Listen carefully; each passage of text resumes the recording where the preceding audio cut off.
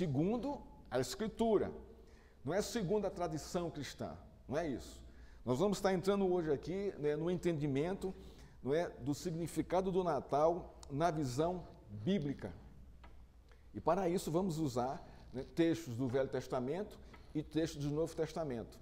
Do Velho Testamento nós vamos fundamentar a nossa pregação em Isaías capítulo 9. E no Novo Testamento vamos usar Mateus e Lucas, né, que registram o nascimento de Jesus Cristo, cumprindo a profecia lá de Isaías. Então nós vamos caminhar nesse sentido aí. Vamos abrir, abra sua Bíblia em Isaías, capítulo 9, e vamos ler do verso 1 até o verso 7, esses primeiros 7 versos. Diz assim o texto: Mas, para a terra que estava aflita, não continuará a escuridão. Deus, nos primeiros tempos, tornou desprezível a terra de Zebulon e a terra de Naftali. Mas nos últimos tempos, tornará glorioso o caminho do mar, além do Jordão, Galiléia dos gentios. O povo que andava em trevas viu grande luz, e aos que viviam na região da sombra da morte, resplandeceu-lhes a luz. Tu, Senhor, tens multiplicado este povo, e aumentaste a sua alegria. Eles se alegram diante de ti, como se alegram no tempo da colheita, e como exultam quando repartem os despojos. Porque tu quebraste o jugo que pesava sobre eles, a vara que lhes feria os ombros, e o cetro do seu opressor, como no dia da vitória sobre os midianitas. Porque toda bota com que o guerreiro anda no tumulto da batalha, e toda roupa revolvida em sangue, serão queimadas, servirão de pasto ao fogo. Porque um menino nos nasceu, um filho se nos deu, o governo está sobre os seus ombros, o seu nome será Maravilhoso Conselheiro, Deus Forte, Pai da Eternidade, Príncipe da Paz. Ele estenderá o seu governo e haverá paz sem fim sobre o trono de Davi, sobre o seu reino, para o estabelecer e para o firmar com juízo e com justiça, desde agora e para sempre. O zelo do Senhor dos Exércitos fará isso. Ó Deus, é a tua palavra, e nós agora, Senhor, carecemos do teu mover em nosso coração, por meio do teu Espírito Santo, Pai, que tem essa competência de nos ensinar as coisas a respeito do Senhor e a respeito de Jesus Cristo. Ilumina o nosso entendimento, Senhor. Alegra-nos com a tua palavra. Conforta-nos, exorta-nos e, Senhor, e nos abençoa. Assim te pedimos, em nome de Jesus. Amém. A palavra Natal significa nascimento ou local de nascimento. É comum termos uma visão do Natal relacionada somente ao nascimento de Cristo, como na tradição cristã. Não é errado, né, relacionar o Natal ao nascimento de Cristo, mas isto é reduzir demais o seu significado e o que ele representa para a igreja fiel. O mês de dezembro, irmãos, para algumas pessoas é mágico, é inspirador, é contagiante, é milagroso. Para muitos, dezembro é o mês do espírito natalino. As pessoas estão mais sensíveis, mais amorosas, mais compreensivas, mais perdoadoras, mais religiosas.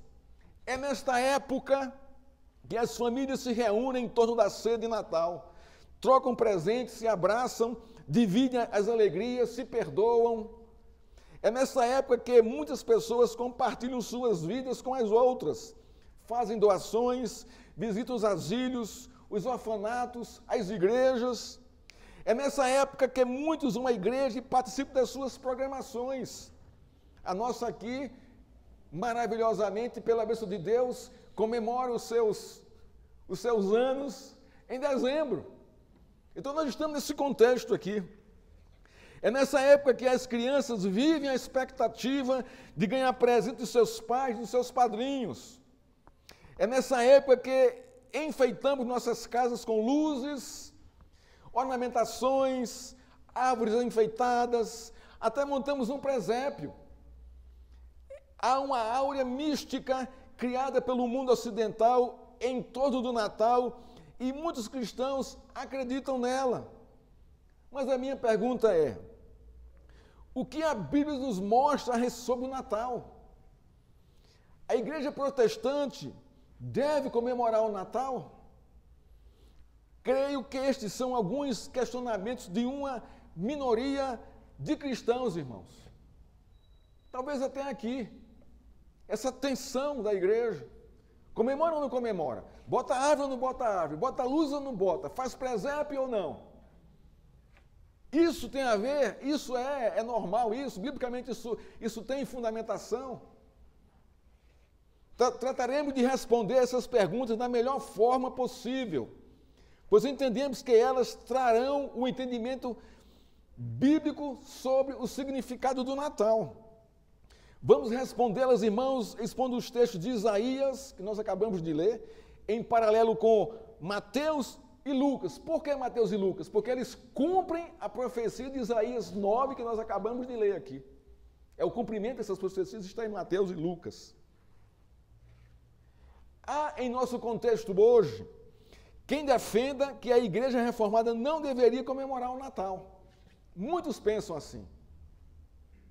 Alguns cristãos reformados mais radicais combatem e discriminam quem comemora o Natal. Outros comemoram com direito a tudo: Papai Noel, na árvore de Natal, meias na janela, velas, lâmpadas coloridas, música de Natal, troca de presentes, ceia com peru, etc. Outros, com mais simplicidade, celebram com a ceia familiar singela. A tensão em torno do Natal, por parte de alguns crentes, está baseada em dois fatos. Primeiro, a origem da festa. Esse é um ponto tenso, muito tenso. Por quê? Porque a origem dessa festa estava na festa pagã chamada Saturnália, onde havia troca de presentes e visita aos amigos. Nos banquetes que essas festas eram oferecidas, os escravos tinham a liberdade para fazer o que quiserem e eram servidos por seus senhores. E também havia orgias nessas festas. Então, por isso que há uma tensão da igreja. Não é para se comemorar por causa disso, é uma festa de origem pagã. Será que é mesmo, irmãos, de origem pagã? É o que nós vamos ver aqui hoje. Segunda tensão, a falta da visão bíblica correta a respeito do Natal. A igreja reformada do século XVII, em Genebra, comemorava o Natal com toda reverência, zelo, gratidão e louvor. Olha só, irmãos. O pastor Ernest Maia, da Igreja Presbiteriana do Brasil, ele diz o seguinte, abre aspas, as 5 festas da Igreja Reformada eram Natal, Sexta-feira Santa, Páscoa, Ascensão e o derramado do Espírito Santo. Tudo isso era comemorado na Igreja Reformada Protestante do século XVII. Olha que coisa boa isso aqui. Já me traz um alívio. Que há um fundamento histórico, tradicional histórico, de que a comemoração do Natal, irmãos, ela é normal na igreja cristã. Contanto que haja entendimento, zelo, ele fala aqui de zelo, reverência, gratidão e louvor. Zelo aqui tem a ver com entendimento. Por que eu comemoro o Natal? Porque eu entendo o seu significado. É o que nós vamos ver aqui hoje. Então nós vamos tratar dos seguintes pontos no texto de Isaías para entendermos o significado do Natal. São 3 pontos aqui. O primeiro, as circunstâncias para o surgimento do Natal. Isso tem a ver com o seu significado. Segundo, que o Natal é um presente dado por Deus. Isso também é seu significado. E, por fim, o Natal revela o Salvador. Vejamos o primeiro ponto, as circunstâncias. Em Isaías, capítulo 9, verso de 1 a 5, que nós acabamos, verso de 1 a 5. Diz assim o texto, vou ler aqui mais uma vez. Presta atenção aqui no contexto do texto. O que é que o profeta aqui está dizendo e o que é que a sua profecia está apontando. Mas, para uma terra que estava aflita, primeiro ponto aqui, para uma terra que estava aflita, havia aflição no contexto. Não continuará a escuridão. Qual era o motivo da aflição? A escuridão. Que escuridão? O desconhecimento ou a rejeição de Deus. Que está falando aqui para o seu povo, para Israel. Deus, nos primeiros tempos, tornou desprezível a terra de Zebulon e a terra de Naftali. Por quê? Porque o povo abandonou a Deus. E aí vieram os cativeiros, e aqui inclusive é um deles, que Isaías está profetizando aqui, no contexto aqui de Isaías. Mas, nos últimos tempos, aí você vai olhar para Lucas e para Mateus, tornará glorioso o caminho do mar. Isso é, a Galileia, lá onde havia Galileia. Além do Jordão, Galileia dos gentios. Então, Deus vai tornar glorioso não só a terra, não só o seu povo, como também os gentios. De que maneira? Aí ele vai escrever aqui na profecia. O povo que andava em trevas viu grande luz. Então, o povo andava em trevas. E eles viram grande luz. E os que viviam na região da sombra da morte, uma outra realidade, um outro contexto aqui, resplandeceu-lhe a luz. Continua. Tu, Senhor, tens multiplicado este povo e aumentaste a sua alegria, por causa do verso 1 e do verso 2. E eles se alegraram diante de ti, como se alegram no tempo da colheita, e como exultam quando repartem os despojos, porque tu quebraste o jugo que pesava sobre eles, a vara que lhes feria os ombros, e o cetro do seu opressor. Então Deus tirou o povo do cativeiro. Como no dia da vitória sobre os midianitas. Porque toda bota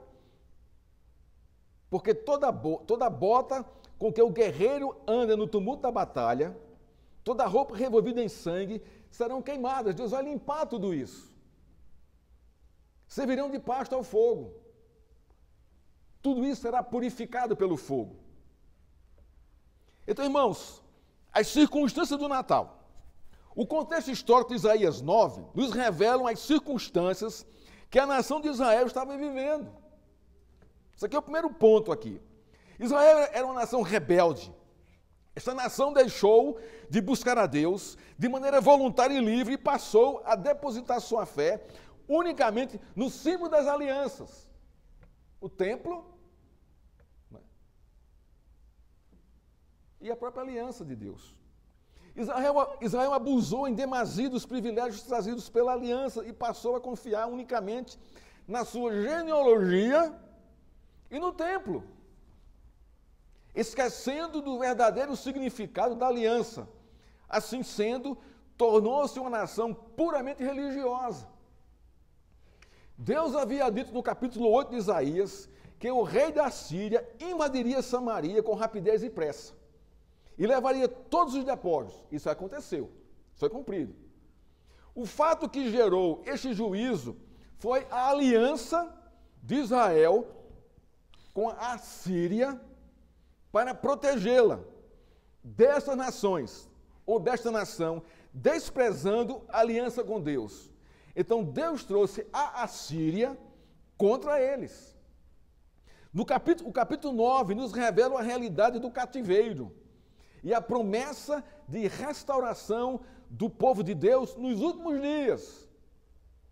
O verso 1 e 2 revelam a desesperança do povo. O verso 4 revela a humilhação do povo. E o verso 5 revela a destruição da nação. Esses fatos históricos revelam o pano de fundo para a chegada do Natal. Não há um ambiente de festa de luzes, de música, de dança de alegria, de gritos de vitória ou de celebração. Há uma realidade de caos.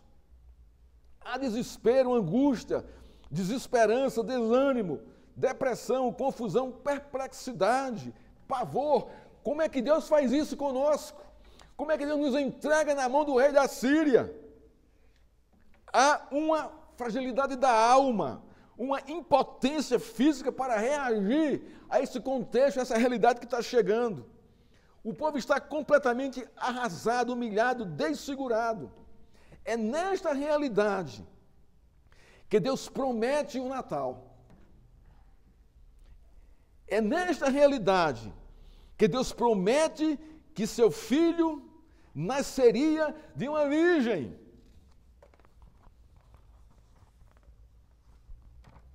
É nessa realidade que Deus apresenta os pecadores, que Deus presenteia os pecadores com o Natal.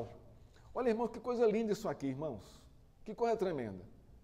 Então a gente pode começar a imaginar que o Natal vem no contexto de caos.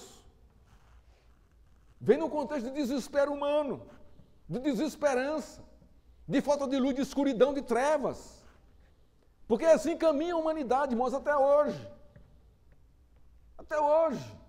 Esses que rejeitam o Senhor. Vejamos a relação do cumprimento profético entre o texto de Isaías com Lucas e Mateus. A realidade do Novo Testamento, irmãos, não era diferente das circunstâncias de Isaías lá, quando a Síria invadiu aquela terra. A realidade descrita por Isaías é a mesma no Novo Testamento. Olha o que diz Mateus 4, verso 15 e 16. Esse contexto confirma o cumprimento da profecia de Deus, de Isaías, mostrando ou revelando as mesmas circunstâncias do povo. Olha o que diz o texto. Terra de Zebulon, aqui está falando de Judá. Terra de Naftali, caminho do mar, além do Jordão, Galileia dos gentios. Mesma coisa, mesma realidade, o mesmo contexto, as mesmas cidades, o mesmo povo. Povo que jazia em trevas, aqui está mais pesado. Mateus fala que o povo está morto nas trevas. Morto não reage. Viu grande luz. A luz foi tão impactante, tão forte, irmãos, que levantou esses mortos, que avivou esses corações. E os que viviam na região da sombra da morte, além de mortos nas trevas, viviam na região da sombra da morte, resplandeceu-lhes a luz. O povo está morto nas trevas, pavor, medo, desespero, desesperança. Estavam longe de Deus, escravos agora de Roma. Mateus e Lucas, o contexto aqui é o cativeiro romano. O povo está vivendo na sombra da morte, desfalecimento, sem força para reagir, desanimado, melancolia, devido ao abandono de Deus, isso no conceito deles. Ou será que foi eles que abandonaram a Deus? Irmãos, Deus é justo, fiel à sua palavra. Está lá em Deuteronômio 28, as bênçãos e as maldições. Se me abandonarem, sofrerão os meus juízos. Irmãos, isso também se aplica, esse mesmo contexto, ao nascimento de Cristo. Mateus 2, verso 3, Herodes está em pânico quando soube do nascimento de Cristo. Não só ele, todo o reino. Toda a liderança ali daquela época ficou em pânico. Nasceu o rei dos judeus. Ora, nasceu um rei, não pode existir um rei na face da terra a não ser César. Mateus 7, 8 e 13. Ele conspira para matar o menino, para matar Cristo. Olha o contexto que Cristo nasce aqui, irmãos. Trevas e sombra da morte. Mateus 2,13. Os pais fogem para o Egito, para que Herodes não mate o menino. E ali houve uma matança enorme. Quando Herodes percebe que não encontrou Cristo, mandou matar todos os meninos de 2 anos para baixo. Olha, irmãos, que sombra da morte aqui. Que cena, que contexto terrível. E por fim, quando Herodes morre, eles voltam para Jerusalém, mas aí assume Arquelau. E ele faz a mesma perseguição, eles fogem para Galileia. Lucas revela as circunstâncias pessoal de José e Maria no nascimento de Cristo. Lucas 2,4 viajam da Galileia para alistar-se em Belém com Maria grávida. Eu não sei aqui se você já viajou com alguma mulher grávida a pé, sem qualquer amparo, sem qualquer apoio. Irmãos, imagina o que é isso. Um caminho inóspito, quente, poeirado, com feras, com animais. Olha o desafio aqui para esse casal. Maria grávida a ponto do menino nascer, com 9 meses. Chegam lá em Belém, não encontram hospedagem em Belém. Outras circunstâncias aqui. E aqui é um fato que vou esclarecer para vocês. Jesus não nasceu, né, no estábulo onde se colocam os animais. Isso não é correto afirmar. Naquela época, as casas, né, elas tinham a planta retangular. E tinha os quartos, a sala, a cozinha, e depois tinha uma área onde eles colocavam os animais para dormirem dentro, por causa dos animais selvagens fora, para não serem mortos. Como havia um recenseamento ali, não é, no Império Romano, né, Belém estava cheia. As pousadas e os hotéis todos cheios. Maria e José eram de lá. E eles encontram guarita na casa de parentes, só que as casas também estão cheias. E onde é que eles ficam? Aonde eram colocados os animais. Arranjam ali para eles. E é ali onde Cristo nasce. Ele não nasce no estábulo, como a gente conhece hoje. Não é assim. Logicamente, os animais não estavam lá naquele local. Então, eles acomodam ali José e Maria naquele contexto ali para que Maria tenha a luz. E é ali onde ela dá a luz. Dentro de uma casa onde os animais eram guardados durante a noite por causa das feras, para não serem devorados. Né? Jesus nasce nesse local. Então, o contexto histórico bíblico do Natal, não é, de Israel, é o mesmo lá de Judá na época da Síria. Israel era cativa de Roma. É nesta realidade que Deus traz o Natal, irmãos. O povo estava morto em trevas, mas viu grande luz. O povo que vivia à sombra da morte, resplandeceu-lhe a luz. Esta era, e esta é, irmãos, a nossa realidade. Este é o nosso contexto de vida, ou era o nosso contexto de vida. Mas Deus, em sua rica misericórdia, nos deu o Natal, iluminou nossas trevas, resplandeceu a nossa luz que estava na morte, consumida pelo pecado, e nos presenteou com a chegada de Cristo. Esse é o primeiro ponto. O segundo ponto, o Natal, irmãos, é presente de Deus. Isaías 9:6. Olha o que diz o texto. Porque um menino nos nasceu, um filho se nos deu, o governo está sobre os seus ombros, e o seu nome será Maravilhoso Conselheiro, Deus Forte, Pai da Eternidade, Príncipe da Paz. Agora, observe como Isaías começa o verso 6. Porque um menino nos nasceu. Nós podemos traduzir esse verso da seguinte forma: porque uma criança nos é nascida, nos é dada. Há um porquê, há uma razão que antecede a essa verdade expressa. Há uma razão para o nascimento de Cristo. E qual é a razão, irmãos? A razão está dentro do nosso contexto. Deus tem um povo, ama esse povo, e não quer que esse povo pereça em trevas e viva na sombra da morte. Essa é a razão. A razão está expressa no contexto histórico que acabamos de conhecer. Trevas, morte, desespero, melancolia, angústia, caos, trazido pelo pecado. Observe a nossa volta, irmãos. O que esse mundo representa, se não é justamente tudo isso aqui. Essa é a realidade do mundo. Não mudou a realidade do mundo, o contexto do mundo não mudou. O mundo continua morto no pecado. O mundo continua em trevas, sem luz. E Deus nos dá uma criança, nos oferece uma criança.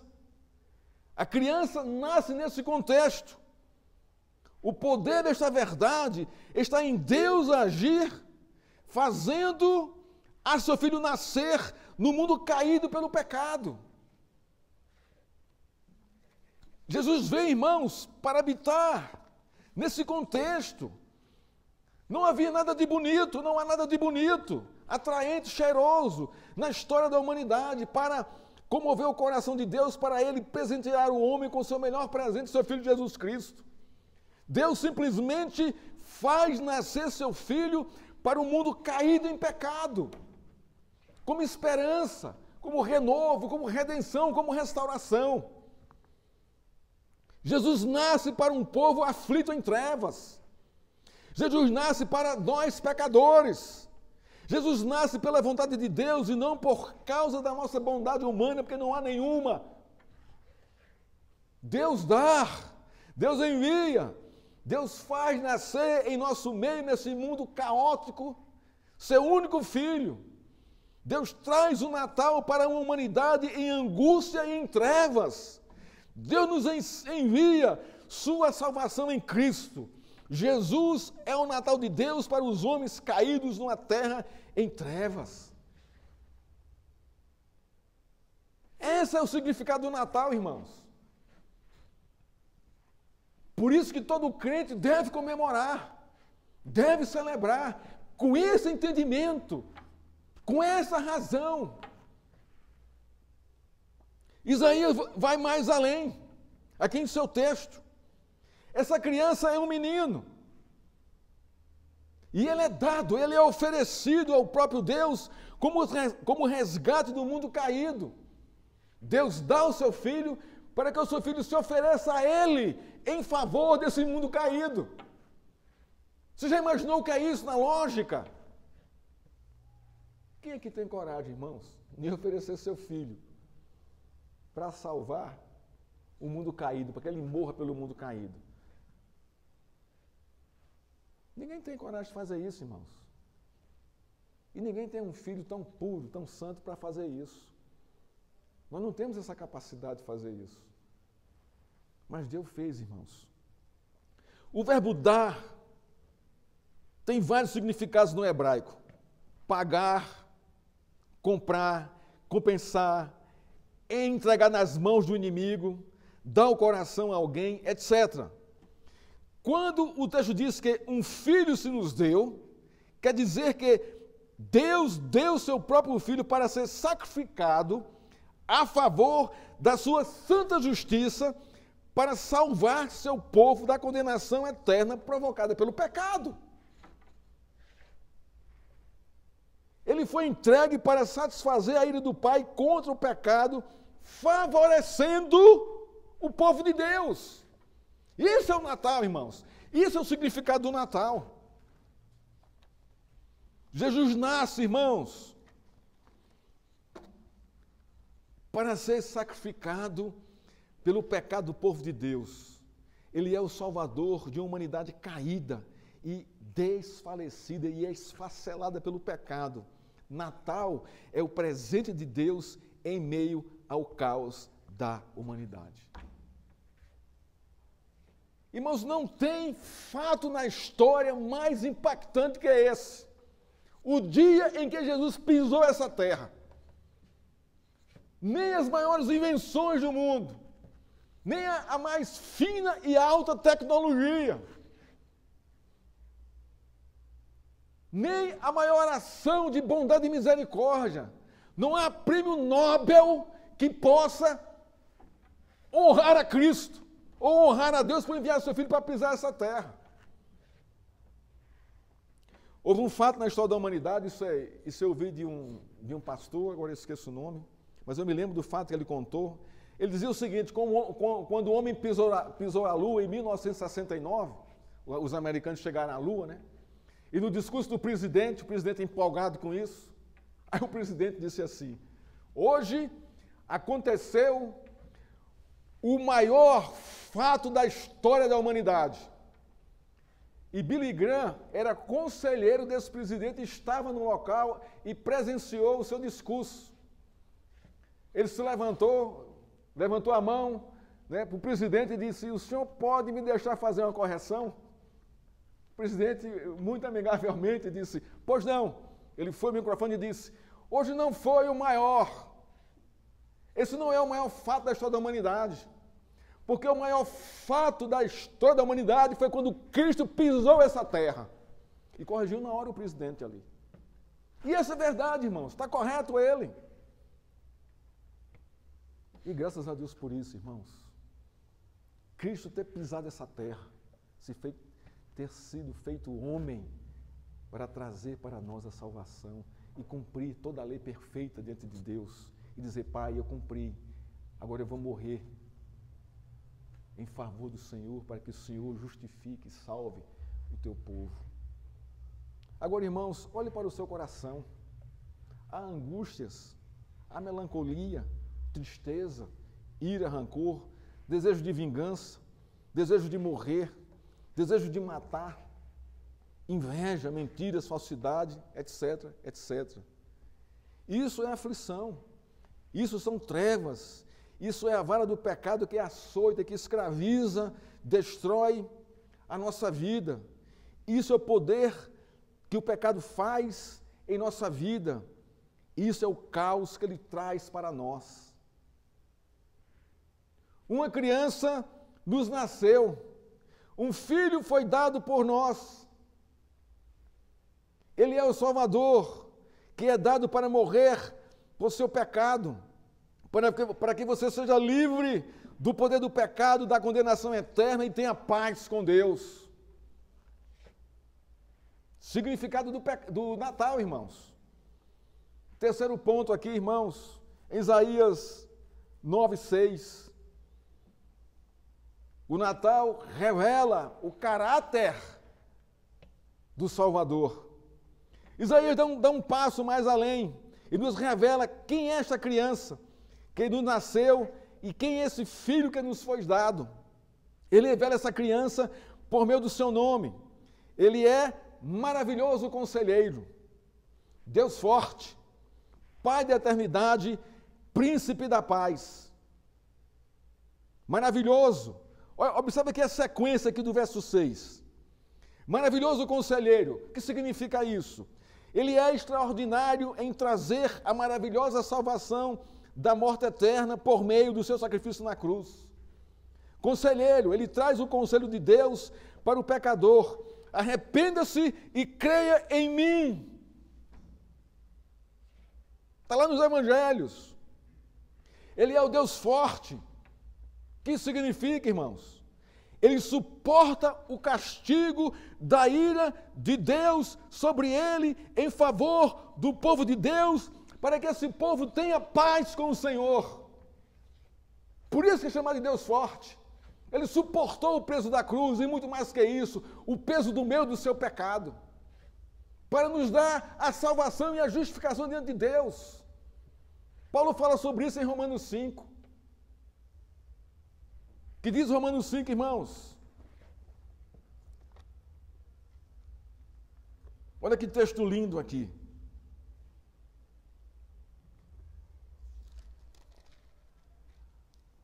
Justificados, pois, mediante a fé, temos paz com Deus por meio do nosso Senhor Jesus Cristo, pelo qual obtivemos também acesso pela fé a esta graça na qual estamos firmes. Deus forte, que suporta, que suportou e ainda suporta, irmãos. Pai da eternidade, Pai eterno. O que isso significa?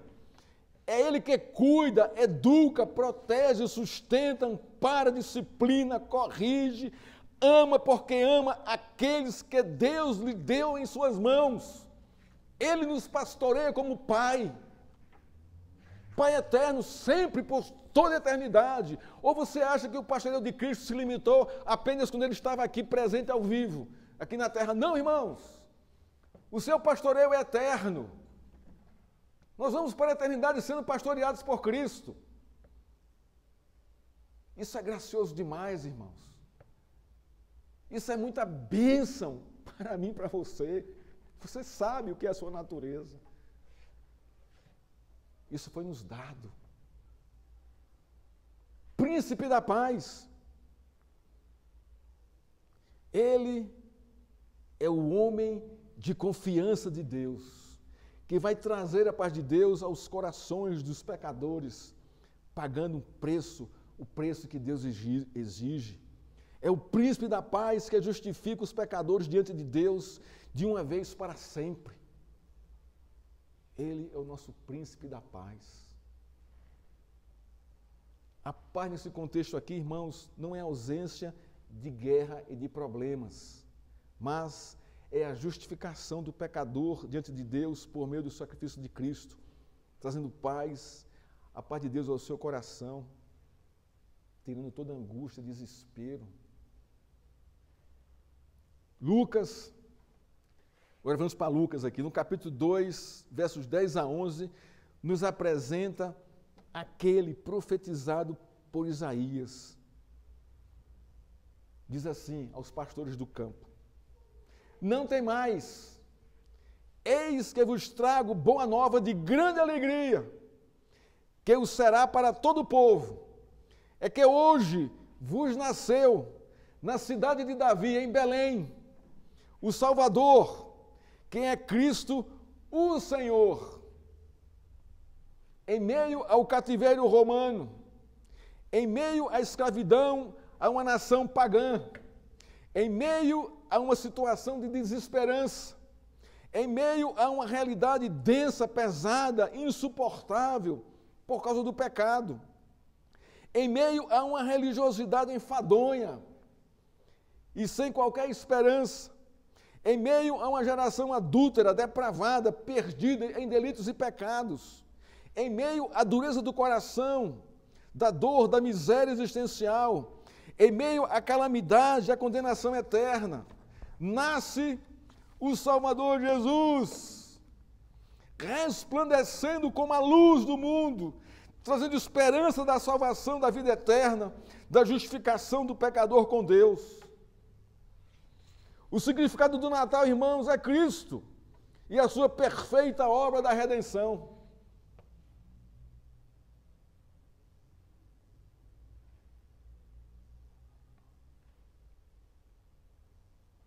Isso, irmãos, é motivo de glória, de alegria para mim e para você. Concluindo a nossa pregação de hoje, irmãos, se Jesus não nasceu em seu coração, o Natal não tem qualquer significado, é simplesmente uma data de troca de presentes, mesa farta e missa do galo. Se Jesus não nasceu em seu coração, não há sentido nem qualquer significado no Natal. Se a cruz de Cristo não for o símbolo central na sua árvore de Natal, tudo é vazio de verdade e de significado a respeito do Natal. Jesus, irmãos, é o nosso verdadeiro Natal. O Natal significa Cristo. Respondendo lá as perguntas do começo, o que a Bíblia nos mostra sobre o Natal? Primeiro, o Natal nasce em meio ao caos da humanidade. Segundo, o Natal é dado nesse contexto como presente de Deus. E terceiro, o Natal bíblico, irmãos, tem a face de Cristo. A igreja protestante deve comemorar o Natal? Deve, se ela entende o Natal nesse contexto e com essa visão. Reúna a sua família, reúna na ceia do Natal, testemunhe a Cristo, fale a razão de estarem ali, troquem os presentes, comemorem isso, mas traga, revele, testemunhe o significado grandioso, portentoso, né, iluminado do Natal para todos que vão ceiar com você, que vão participar com você na sua família. Faça isso. Faça isso.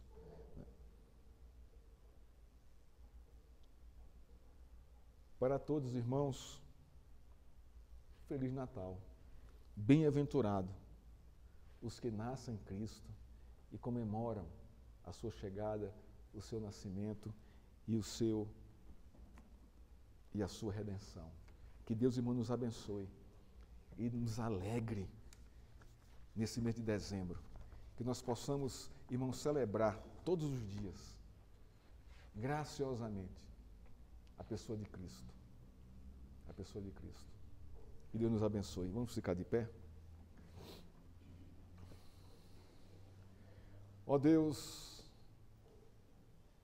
ajuda-nos a encarnar a Tua palavra, Senhor, a sermos avivados por ela, a termos no nosso coração o significado do Natal, Senhor, a termos em nosso coração a Tua cruz em alto relevo, para não nos esquecermos desse glorioso dia, o dia que o Senhor pisou essa terra.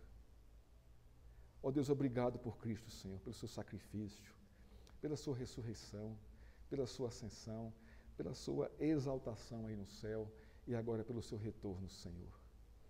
Nós te louvamos, Pai. Nós vivemos um eterno Natal e graças a Ti, Senhor. Que a graça do nosso Senhor Jesus Cristo, que o amor do Pai e que as justas consolações do Espírito Santo esteja com essa igreja e com todo o povo de Deus espalhado sobre essa terra, agora, até a volta de Cristo. Vem, Senhor, vem buscar a sua igreja. Amém.